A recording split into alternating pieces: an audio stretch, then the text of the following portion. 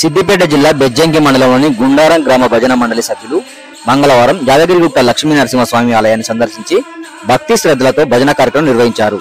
ఈ సందర్భంగా సభ్యులు సాంప్రదాయ వాద్యాలతో భజనలు చేస్తూ ఆలయ ప్రాంగణాన్ని మార్మోగించారు.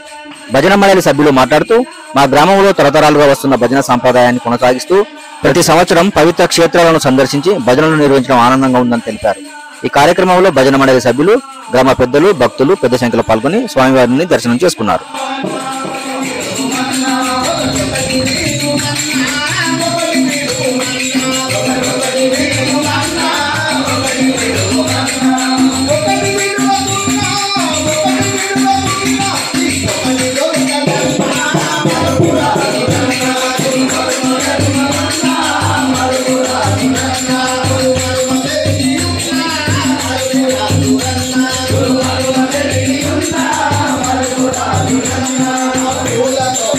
Hola,